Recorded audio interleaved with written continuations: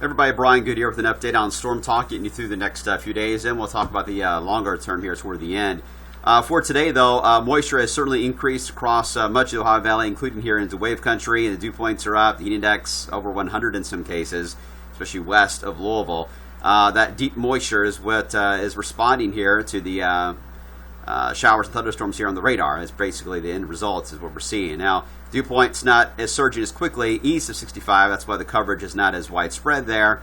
So it's mainly an Interstate 65 west deal here in the short term. Here locally, we've got these thunderstorms blossoming through the area. We're monitoring carefully.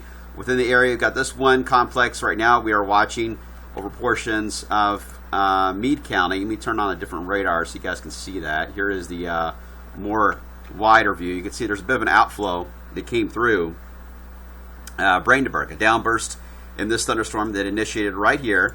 That downburst spread outward, almost like a half moon shape, created a gust of wind that created a new thunderstorm that's moving into Harrison County at the moment and will likely keep going for a while into Harrison. Another outflow in the other direction heading toward Radcliffe if it holds together, so that it kind of spreads out. So with the winds aloft, way above us, being so weak, the thunderstorms, only way they can really move around is by bouncing off of each other, really. The winds that they produce of one helps affect the direction of the other, and that's kind of how this is going to go throughout the rest of the afternoon and evening. So when do they get into Louisville? That's a hard way to go with it when it comes to timing, because we don't really know. It all depends on how these outflows behave the next few hours. Depends on how quickly they get into our area, but chances are they will get into our area. You can look at the heat. Anywhere you see that gray shaded area, that's where it's hitting 90 degrees now.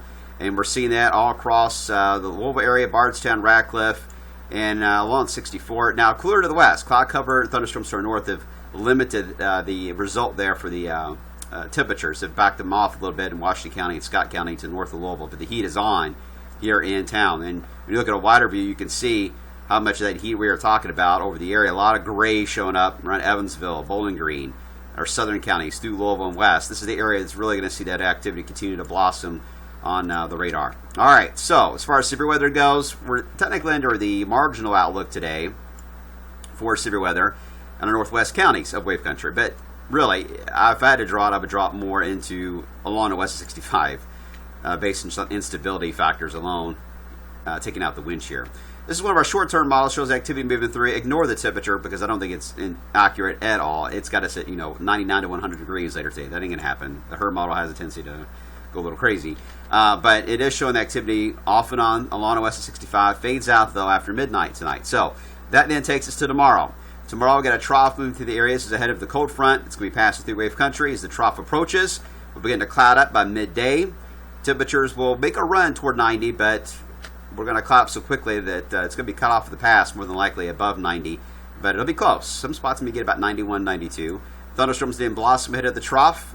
And there is going to be a slightly better profile for shear tomorrow, a little more wind upstairs to work with compared to what we have today. So that's the reason why several warnings are possible in our region. Not an outbreak, but several could take place for damaging winds. Activity will continue through sunset, and that too will fade away. We're technically under the slight risk for Wednesday, outlooked here, right across the heart here of wave country, right ahead of the trough that is going to be moving in from the northwest. That's what we'll be watching for as we get into the afternoon, even hours for severe weather potential. Looking at the NAM sounding, it's showing marginal tornado. The reason for that is the shear is mainly low-level shear. There's not a whole lot of upper-level winds again, but there is some low-level shear, and that's the reason why it's coming out with that marginal tornado idea. Don't panic on that. Main issue here is instability. Lifted index about -10. The deep layer shear is just not really there, only about 25 knots. It's hard to read the numbers. I apologize. 40 is usually what I would like to see, so yeah, it's not even close to that, but high enough. You combine that with the instability, the two combined can give you some severe weather. Look at the GFS. It's also giving us a severe indicator with very similar ideas here on the LI, or the lifted index, and the deep layered shear. Again, elevated compared to recent days, but not to the main threshold for a more widespread severe weather event. So a few warnings for damaged winds, very heavy rain. Can't stress that enough. That dew point going up today and tomorrow. Flash flooding will have to be monitored carefully for the next couple of days. Now we get into Thursday. Thursday features, here's the trough that is coming through tomorrow. And then we got the actual cold front and low pressure that's taking a dive to the southeast. That'll pass through on Thursday. Now, the question here on Thursday is how quickly does that happen? Because here's the dew points. And you see the deeper moisture over central Kentucky Thursday afternoon, and then dew points ease back across Indiana and right along the river. That would cut down any thunderstorm threat, mainly in our 64 north corridor. The severe potential will be, and storm coverage in general will be reduced.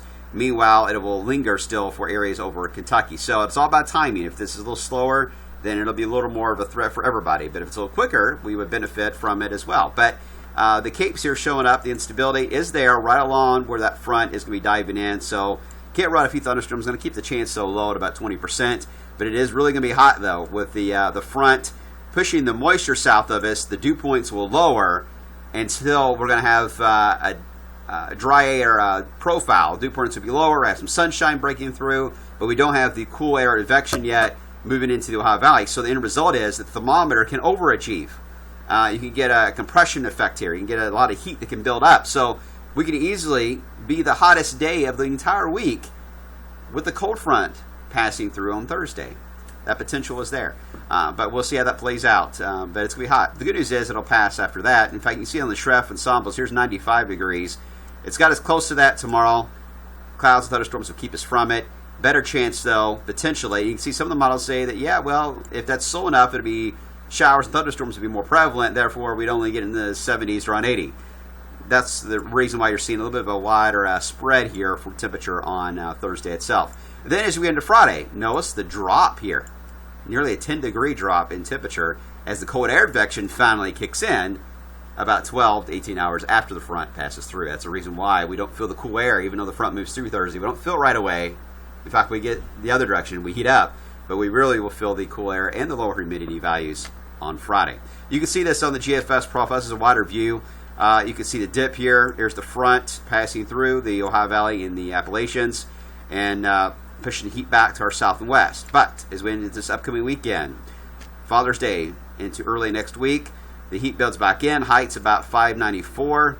It's certainly some 90-degree weather moving back into the Ohio Valley as we head into this weekend, especially the end of the weekend into early next week. But then we see another sign of a trough, something that's been so prevalent this season.